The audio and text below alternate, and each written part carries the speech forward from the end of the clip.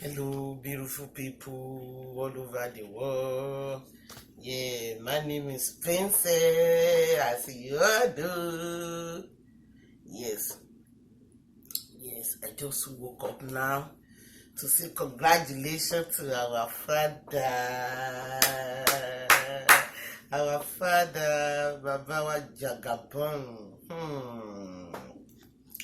Bola Ahmed Tinubu. Ọmọ ìyá wa lẹ́kọ̀ọ́. Ọmọ ìyá láṣọ.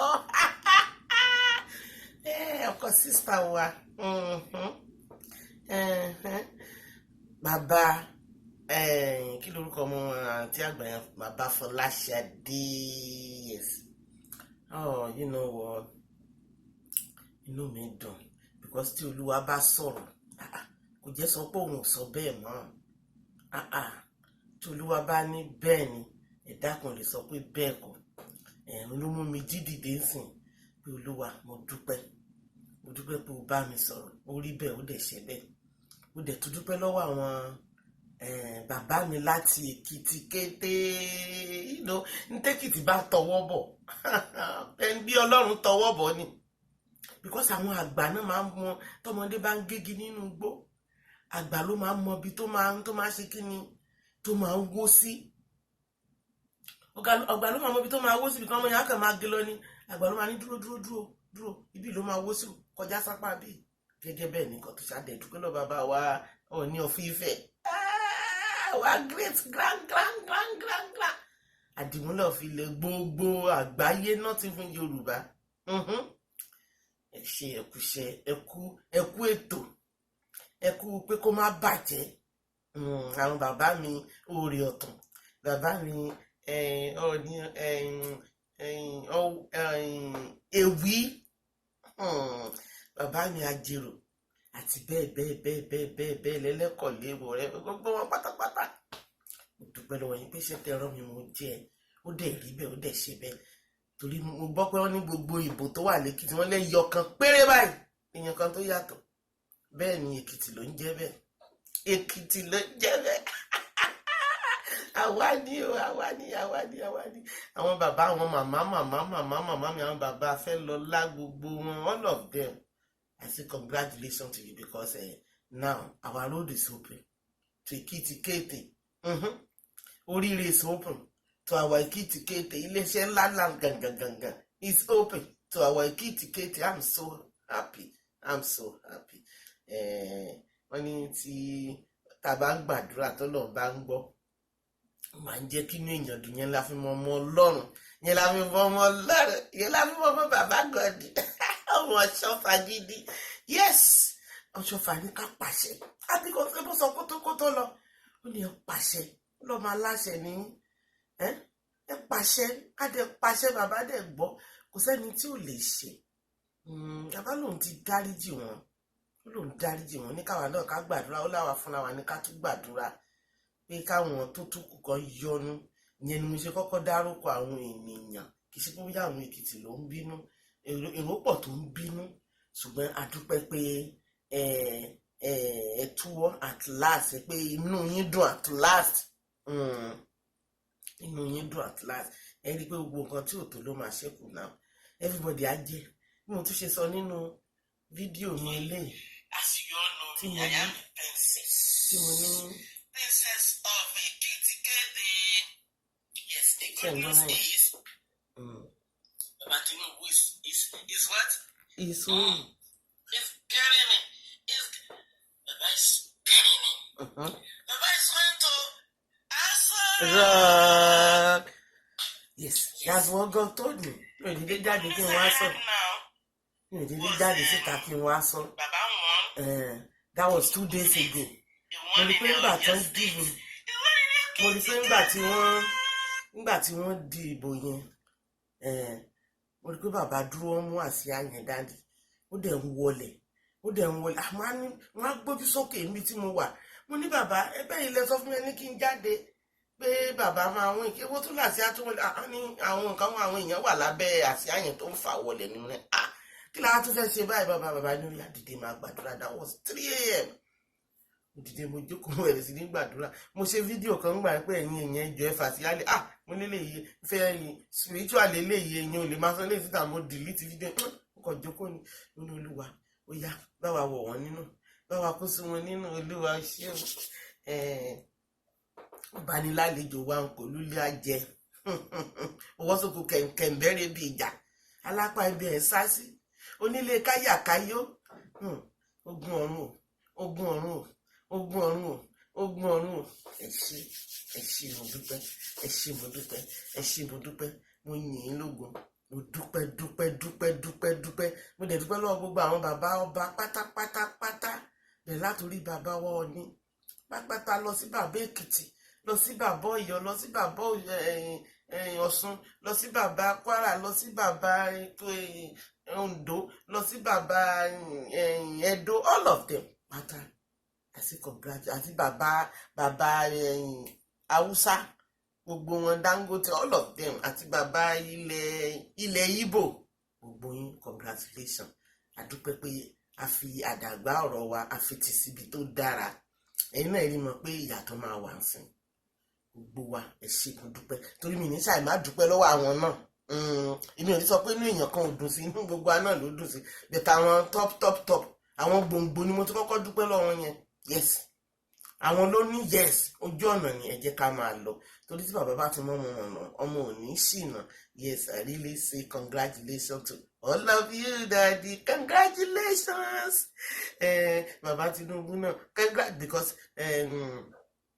wọ́n ní tí eégún ẹni bá jóore wọn lórí a máa yó ni a máa yá ni ẹ má bínú Yorùbá mi tó ń gbá gbogbo ẹ̀ tó ń gbá ó ń ṣàbọ̀ sójú ọ̀nà because nígbà táwọn bàbá yẹn tún ṣe tán then bàbá Tinubu náà wà ní yes àwọn náà wá jókòó sórí ìṣíà bó ṣe yẹ kó rí nìyẹn we really appreciate God in fact mo ń yin Ọlọ́run mi lógo mo ṣe wà àwọn ogun ọ̀run yìn lógo àwọn àgbààgbà ìjọ mímọ́ wọ́n yìn lógo Ọlọ́run ọ̀ṣọ́fà wọ́n yìn lógo nítorí pé ọba tí ń jẹ́ bẹ́ẹ̀ tó sì ṣe bẹ́ẹ̀ ni I'm so happy I'm so thankful yes àwọn ọmọ Ọlọ́run nìyẹn ó ní mo ní bàbá tó gbójúlé mo lólùgbàlà tó lágbára ayé èsì ẹsẹ̀ kò lè gàrí lọ́wọ́ rẹ̀ bàbá o àwa dúpẹ́ o hallelujah tó dára fọ́lọ́run méje lọ́nà méje ẹbí ní sàùsíánà ó ṣé bàbá ó ṣé bàbá ó ṣé bàbá ó ṣé bàbá thank you Lord thank you ẹnu wa bẹ̀ gbogbo yín pátápátá ẹ jọ̀wọ́ ẹ̀yin tẹ́ ń bá ń bínú pé mo gbàdúrà torí yẹn ni Olúwa fi hàn mí kí n tó dìde jókòó sìn ẹ̀yin tẹ́ lọ ń pèsè oúnjẹ ìbànújẹ́ sílẹ̀ fún Ọlọ́run ilẹ̀ ń pèsè fún kì í ṣe mi ò èmi kọ́ ni mo nìyẹn o èmi ò kì í jẹ̀jẹ̀kújẹ èmi kọ́ ni mo ní o èmi kọ́ ni mo ní o Ọlọ́run ayọ̀ lọ́lọ́run tí mi ní Ọlọ́run ìbùkún Ọlọ́run ìmísí Ọlọ́run alágbára gidi ni owó sòkòtò kẹ̀mbẹ́rẹ́ bí ìjà yes I'm grateful ẹ má bínú èyí tí mo bá ṣe torí èèyàn kan àwọn kan test mi lánàá wọ́n tẹ̀ dírí mọ̀ mí ni wọ́n dárúkọ mi wọ́n lémi ọmọ ọba nìyẹn o wọ́n lémi àti bàbá mi ní sọ nǹkan tán pè wá because Olúwa ti prove ẹ̀ fún wọn náà wọ́n lémi wọ́n ní kí n máa tanra mi jẹ wọ́n ní White House ń wù wá lọ wọ́n ní kì í ṣe ilé wa ìmúdẹ̀ ní òkè àwọn tó lọ bẹ̀ náà kì í ṣe ilé wọn wọ́n lò tán wọ́n gbélẹ̀ táwa náà bá lò tán àtúgbé ilẹ̀ it doesn't matter it might not be our house it might not be our ferry but for right now it's our ferry in Yoruba land we gotta use it we gotta use it àtúmọ̀ wa tún ṣe dáadáa gbogbo mi sọ̀rọ̀ lọ́bẹ̀ yín aṣáàdúgbò lọ́wọ́ everybody mo ṣàmọ̀ pé bàbá tó ń lọ máa tún ṣe dáadáa ẹ jẹ́ ibi ti lọ ohun pàyànpàyàn ti kásẹ̀ kidnapper fíó ogun wọn bọ́ ọmọ ọdún mẹ́ta sùn fíó kò sí yẹn mọ́ everybody ẹ máa rìn kẹ́ máa yan bí ọmọ ọba ẹ máa rìn majestically bí ọmọ ọba tó jókòó yìí torí mi máa majestically walking náà máa ti bá torí pé mo ní bàbá yẹn tó ṣe kí ni tó súpà. Yes, èmi ò kì í ṣèkà o, mi ò kì í ṣe burúkú, ayọ̀ ní ti tèmi. Ìfúngun mẹ́rẹ̀ẹ̀rin ayé ayọ̀ ló já sí fún mi, ó dẹ̀ já sí fáwọn ọmọ mi, bẹ́ẹ̀ ló bá rí. Lásìkò tí bàbá ìdébẹ̀ mi ò ní sọmọ nù lágbára Ọlọ́run, mi ò ní sìnkú ọmọ o, mi ò ní sìnkú ọmọ. Àwọn ọmọ mi excel, wọ́n dẹ̀ máa tún máa excel sí mi, wọ́n máa excel sí mi, wọ́n ambassador wà nù wọn, mi ò lè sọ bóyá gọ́fúnà sì máa wà nù wọn, I can't say, but I think God is coming. It's coming on the way. Tó bá dà àwọn náà máa tọrọ fáwọn ọmọ ẹ̀, torí àwọn áńgẹ́lì tó ń kọjá lọ́wọ́ sí àwọn áńgẹ́lì tó ń tún nǹkan ṣe ni. Wọ́n ń tún ṣe, wọ́n ń nu gbogbo àga tó dọ̀tí, wọ́n ń tún gbogbo ilé tó ti wó tó ti fẹ̀gbẹ́ lélẹ̀, wọ́n ń gbé wọn dìde báyìí, wọ́n ń gbé wọn dìde. Sọ̀wọ́ náà kò ṣe kí ni, kó tètè máa tọrọ nǹkan ayọ̀ tó dáa, torí pé àsìkò táwa àsìkò ayọ̀ ni, àsìkò ìbùkún ni, àsìkò oríire ni, àsìkò ẹ̀mí gígùn ni, àsìkò àlàáfíà ni. Gẹ́gẹ́ bí àdúrà tí mò ń ṣe lọ, mi ò ní gbàgbé. Yes, torí before me my children first. Yes, nígbà tó bá excel èmi náà máa ráyè, èmi náà excel, mo excel lórúbi mo excel pé táwọn tí wọ́n máa excel wọ́n máa gbórúkọ wọn káàkiri jákèjádò àgbáyé ni. Àìsàn ò ní ṣe wọ́n, mi ní gbé wọn sí, èmi ò dẹ̀ ní ṣàìsàn wọn ní gbé mi sí. Ìyá mi 110 kò ní gbé mi sí. Ìyá mi náà dẹ̀ sì máa jẹun wọn sí. Nígbà tọ́jọ́ alẹ́ wọn bá pé, èmi tí mo dúró lágbára náà máa wà lára àwọn tó máa gbé wọn gẹ́gẹ́gẹ́gẹ́gẹ́gẹ́. So ìyá mi ò ní gbé mi sí o. Kò dẹ̀ lè ṣàìsàn tẹ́lẹ̀ pèsè sílẹ̀ fún mi, kò ní wá o, kò ní wọlé o, torí ara tèmi ara Jésù ni. Tẹ́ḿpìlì Ọlọ́run ni kò ní bàjẹ́, kò sí dọ̀tí ń bẹ̀, dọ̀tí kankan dẹ̀ lè wọlé síbẹ̀. Ṣé ẹ má bínú ẹ̀yin tí mo bá ṣe, ẹ̀yin tẹ́ ń sọ pé ìyá aládùúrà àwọn bàbá kan. No, iṣẹ́ tọ́lọ́run rán mi ni mo jẹ́ o. Ta ló lè tún ṣe Olúwa? Mo ti rí kinní ti pẹ́ kó tẹ̀ tó dìbò rárá ni mo ti rí. Mo pe àbúrò mi medical doctor, mi ní dárúkọ medical doctor ní Àgbàdo Ìjàyè, ó ní 4-story building síbẹ̀. Mo ní tó fi ń ṣe hospital, mo ní àbúrò, mo ní gbogbo wa a máa ń pariwo pé àwọn tó wà ń bẹ wọn ṣe dáadáa, mo ní Olúwa máa fi hàn mí lénìí. That was like maybe 2 to 3 or 4 weeks ago, months ago. Wọ́n ti ronú ìdìbò rárá. Mo ní mo mà rí, mo ní wọ́n kọ́kọ́ fi kinní hàn mí,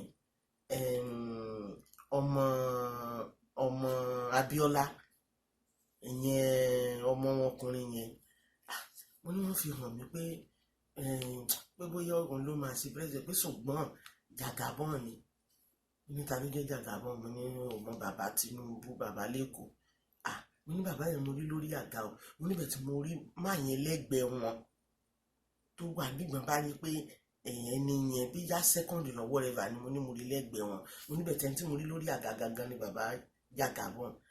Ó ní àǹtí lọ́rọ̀ yín kẹ̀dẹ̀rẹ̀, ó ní kò ṣe kó dání, ó ní ṣùgbọ́n tí bàbá yẹn lè dé bẹ́ẹ̀ báyìí pẹ̀lú gbogbo ariwo tó ń pa lọ́tún lọ́sì. Mo ní àlè sọ, èmi ló kàn, èmi kan pàápàá ṣe kan, èmi ló kàn yìí ló ń gbà tí ọmọdé ò bá mọ nǹkan kan, ṣùgbọ́n gbà tó lúwa sí mi lójú ẹ̀mí.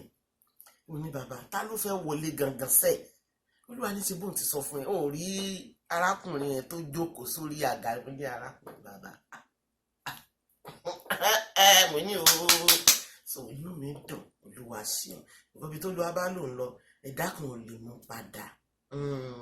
A lè sọ bí ẹ̀yẹn wo ẹ̀mẹ́ tó ṣẹ̀jù nínú Báíbù yẹn, tó ṣẹ̀ tó jẹ́ pé ó ṣe gbogbo ẹ̀, síbẹ̀síbẹ̀ náà sì pàpà dáríjì. Ó lè apá ọ̀tún náà gan the same thing kan. Ó ní bàbá mi rántí rẹ̀ tó bá déjọba ẹ̀ o, tó bá lọ́dọ̀ bàbá ẹ̀ má fa mí nù o. Yeah, he repent.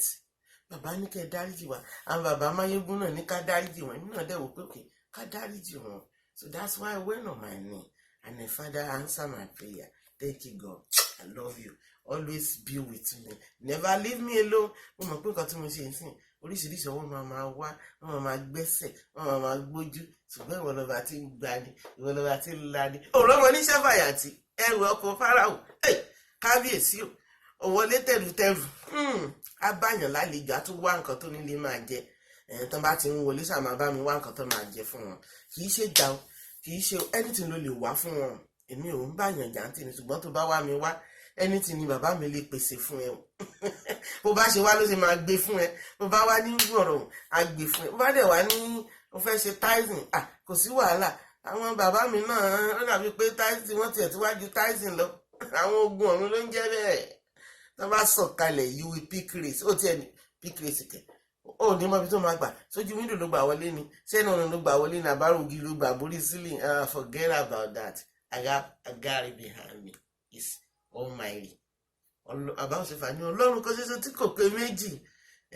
Èmi ò kì í jà, but when it's time I always call my God and he's always answering me. Thank you God, love you papi.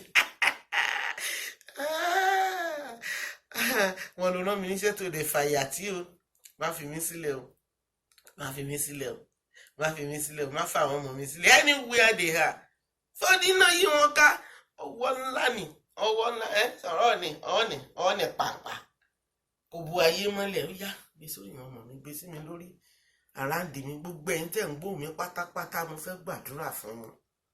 Olúwa ní kí n máa sọ wípé gbogbo ìnira tó wà nínú ayé yín, Olúwa ní ẹ máa gbàdúrà kọ́ ìbá kó gbọ̀nrún máa mú kúrò.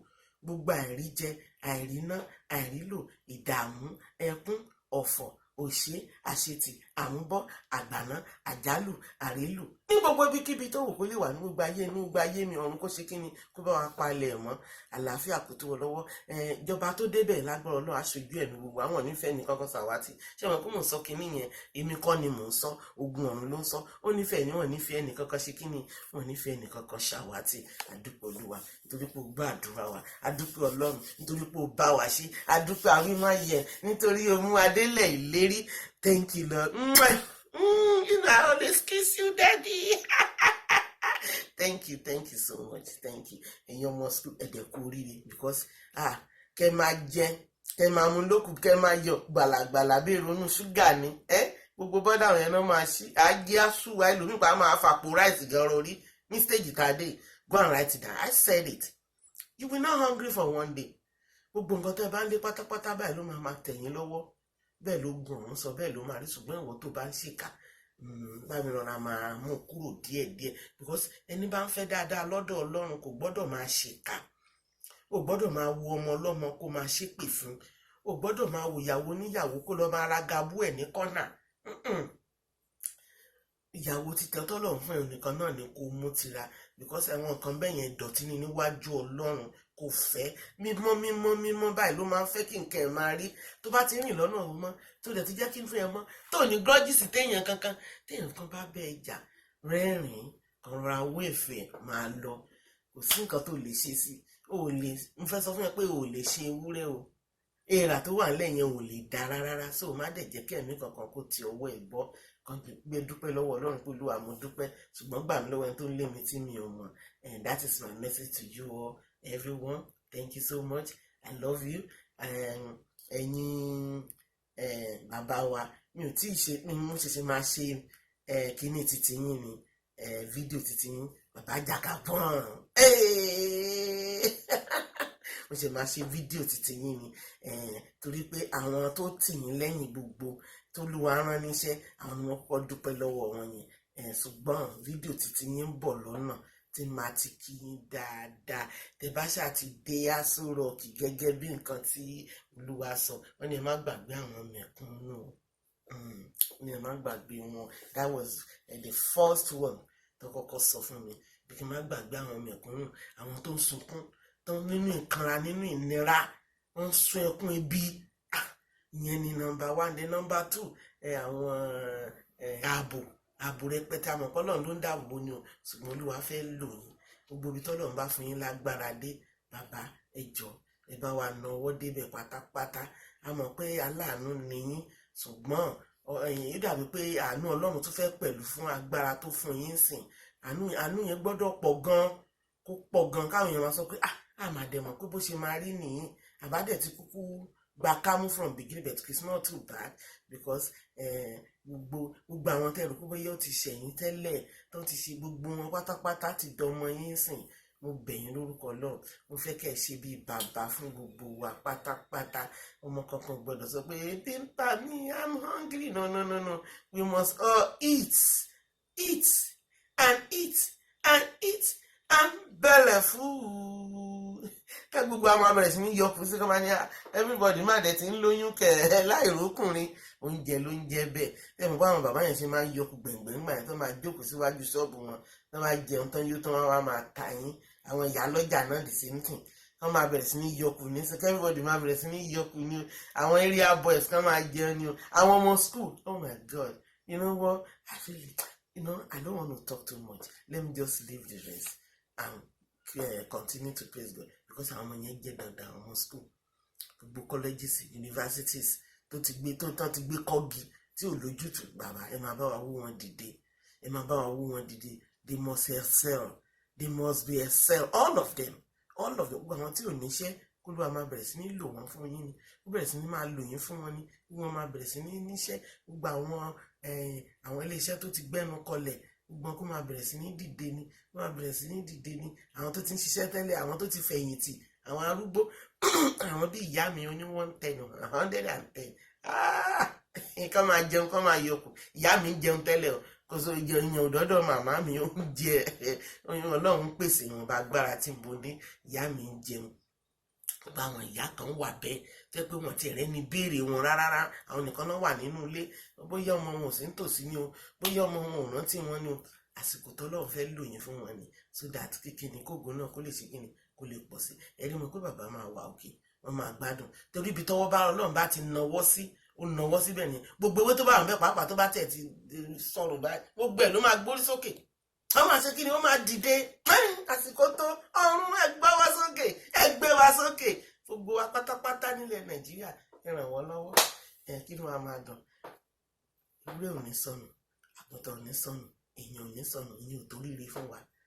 Ká máa jó, ká máa yọ̀ ní, ká máa jó, ká máa yọ̀, ká máa dúpẹ́. Bàbá Sàní ó yẹ forin sí fún wa. Máyégún ó yẹ forin sí wa, ká máa dáńsíá, ká máa jó, ká máa yọ̀. Olúwa ti ṣe o. Gẹ́gẹ́ títì.